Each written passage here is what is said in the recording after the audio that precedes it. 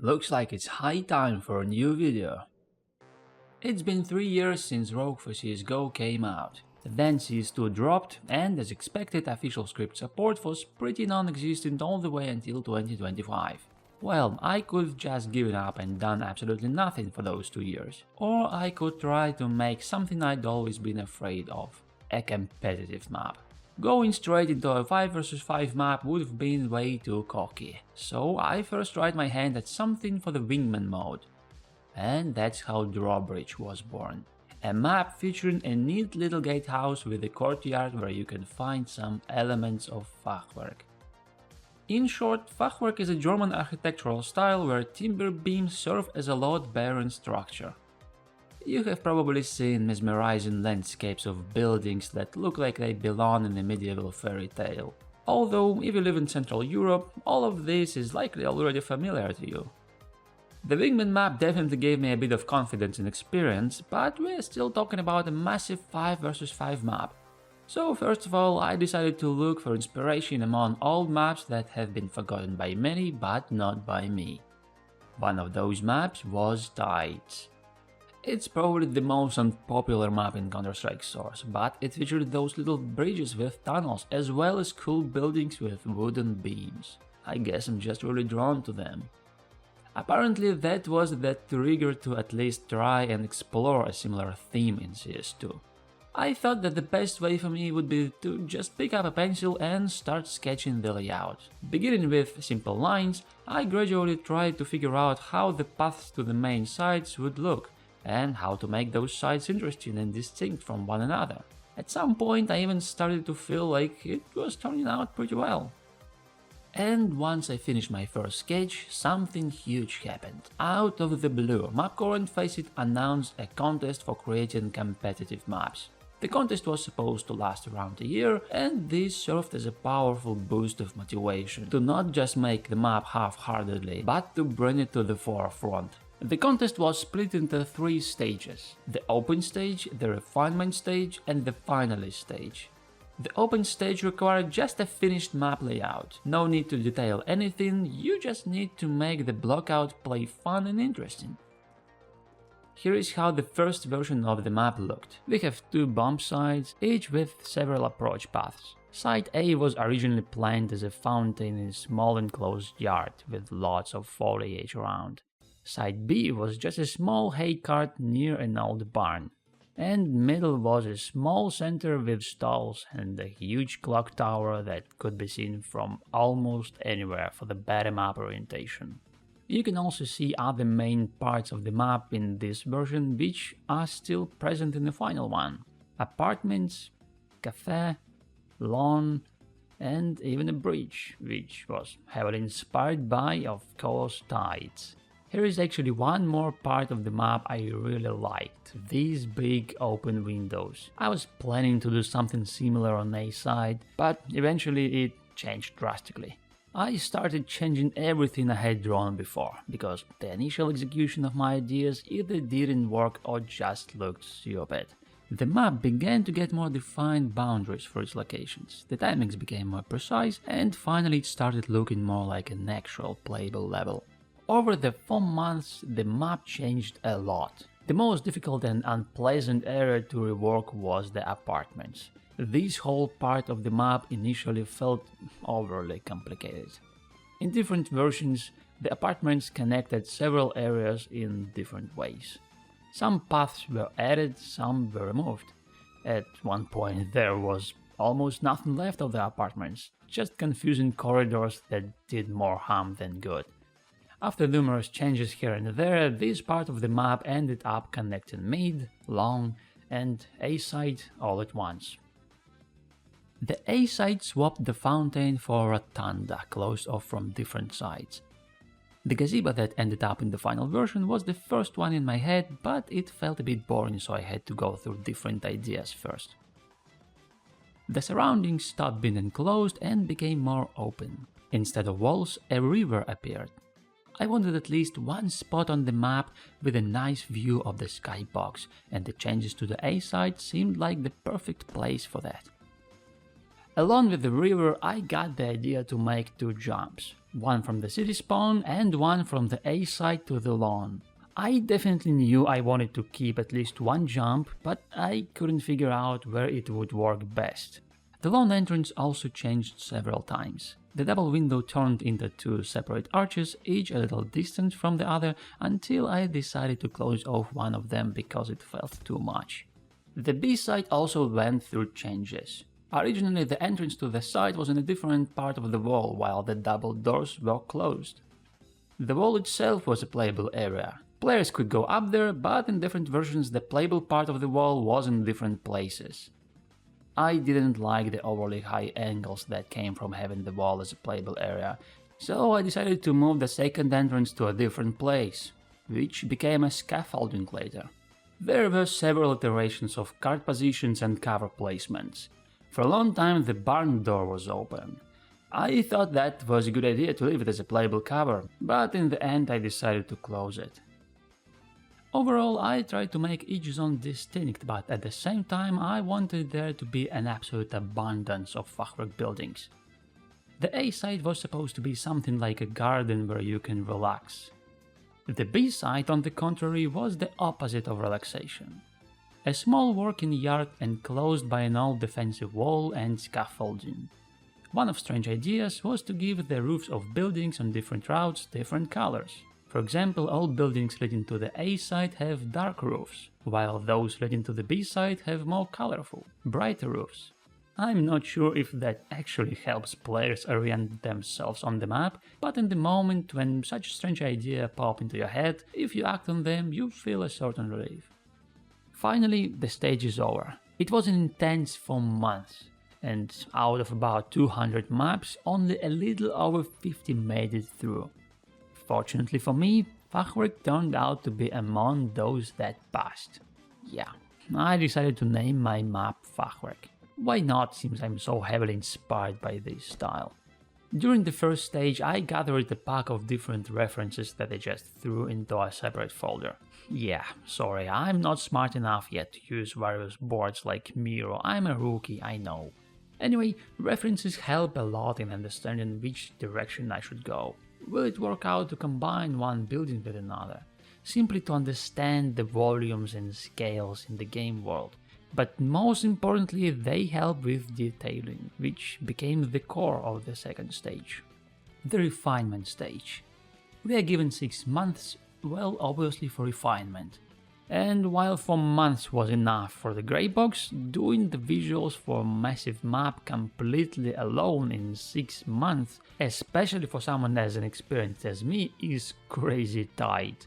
Procreate and Hammer needed some company, so a few new programs entered the mix. For instance, I made a couple of animated props in Blender. A bell for cafe doors, a pendulum for the grandfather clock, although I built the clock entirely in Hammer.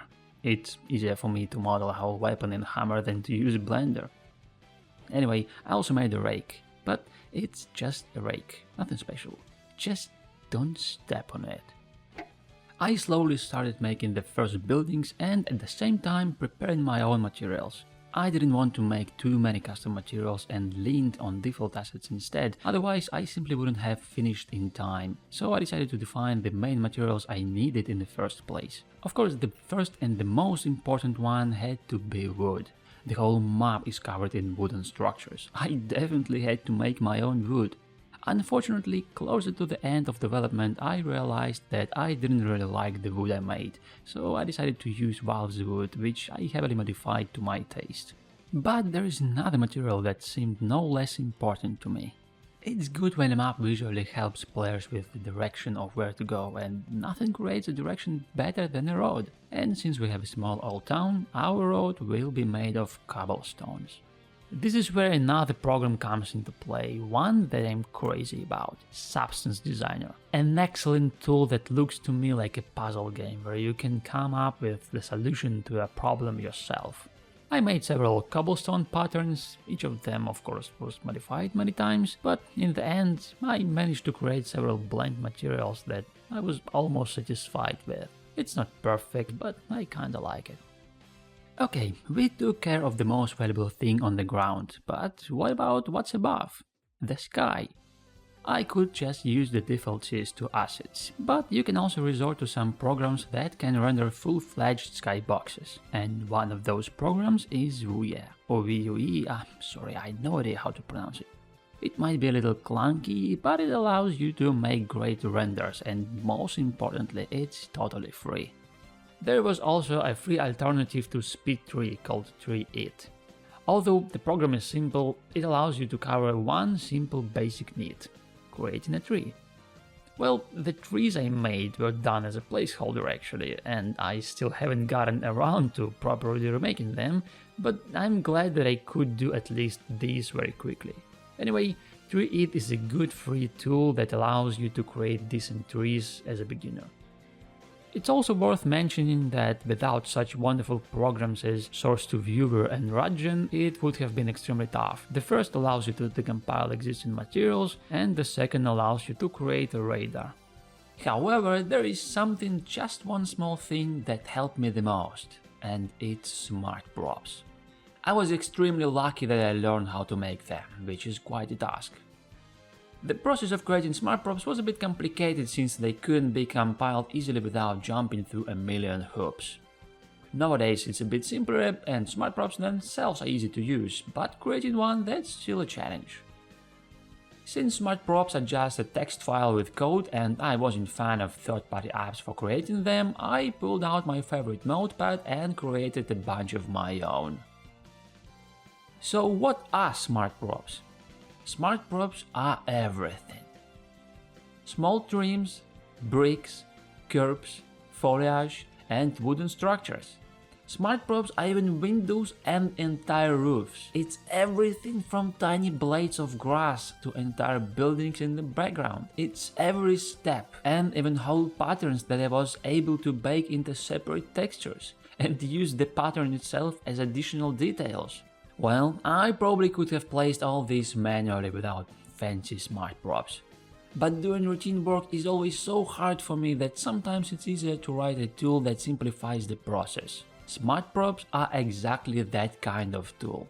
And if I leave only smart props on my map in the editor, you get this. And consider that lots of other smart props were collapsed for further editing, so they don't show up right now.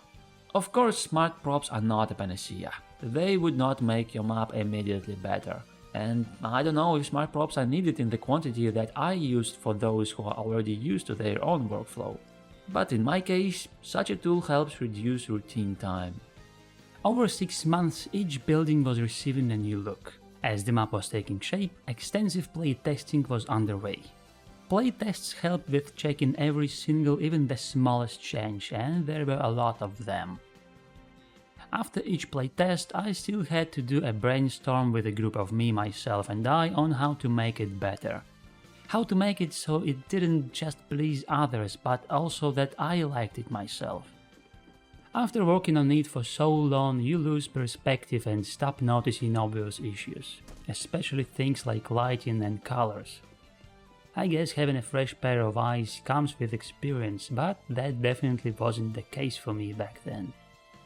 I tried to finish the map as fast as I could, and it seemed to me like it wasn't a total disaster, but inside there was a huge chunk of self-doubt. As you can see, this is how it looked at the end of the refinement stage, and now that I look back, I see it wasn't really refined. Lots of candidates were dropped out for various reasons, and now there were only about 30 of us. 30 maps fighting to get into the top 10 maps that would compete for the title of the best in the finalist stage. Among those maps there were many impressive works that truly deserved a place under the sun. And finally the judges began their work. Some of them walked through maps on streams, some in private, and then came the day. The day when I found that Fachwerk didn't make it. But the map managed to get into the honorable mentions list. These maps that didn't make it to the top 10 but made it to the top 15. Alongside Fachwerk there were good maps like Contact, Tundra, Ecolab, and another map I was working on simultaneously but in a team with friends, Racket, which my team and I will definitely get to and polish up one day. I didn't reach the desired top 10 and I wanted it so badly, wanted to prove something to myself. And yet, while the others in the top 10 polished their maps for 2 months for the final stage, I decided it was still worth cleaning up my map, fixing the bugs I knew about, improving the lighting, and adding various details. Because, hey, who knows, maybe Valve would actually like the map, right? Yeah, I was so naive. I finished the map as best as I could at that time. This is how Fachwerk looked after the contest ended. I didn't really believe in anything after that, but every few months I returned to it to give it a chance to become a little better with a fresh perspective. I finally started making a to-do list to quickly understand how much work I still had to do, which really helped me get organized. The first big update affected the redesigned B-side because it was too hard to play, as well as the updated visuals on the A-side. Previously it was very hard to see where the player was, and overall it looked very childish, I suppose. The next major update fixed many small things, but the main thing was the updated global lighting, which I think looks much better than it did before. Much softer, more natural. And finally, the last big recent update brought life to the new indoor lighting, along with a bunch of small improvements here and there. Each update like that made me a little happy because I saw that these weren't changes for the sake of changes, they actually made the map better. Well, the map had a long journey.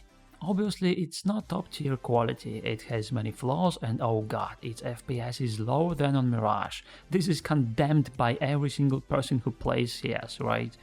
But in the end, I was just satisfied. Just happy that I was able to make such a project alone, going through every stage of development on my own. I just had fun doing what I did. And then one day I suddenly got an email, which I initially thought was a spam, but in the title there was Boulder. At that moment I couldn't believe this was happening. This was a letter from an actual Valve employee. Boulder is a massive long-term project by giants like Rold, Madsen and Morozov. I was invited to this map as a small supporter to help a bit with sounds, a bit with smart props, a bit with interactive objects. Just some small technical things. I was incredibly happy. Hey, could it be that the work I'm at least slightly involved in will get decent attention? I'm really happy for the guys, they really deserved that. It's a long-awaited, big and ambitious project, and I am glad that everyone can taste it on official CS2 servers. And while I was celebrating, I got another email. Yeah, Fachwerk got into the game and is now officially available to play in Counter-Strike in classic game modes and deathmatch. You can try it out and leave a comment with what you think about it, what you like and what you don't. Leave your feedback and let me know how many times you've lost on the map already. Huge thanks to the Mapcore community and Faceit for hosting the contest and providing playtests, without which the development of such projects would be extremely difficult. You can join the community on Discord to be a little closer to creativity. It's also worth noting there are other excellent Source 2 mapping communities, such as Map Inc. and Eagle One. The latter has excellent tutorials on YouTube for mapping in Half-Life Alyx and CS2. It was specifically from the Half-Life Alyx mapping course that I started my transition from Source 1 to Source 2. Highly recommend that. And a big thank you to you for watching this to the end. I hope I'll see you around with a new project. Wish you a good game and have fun!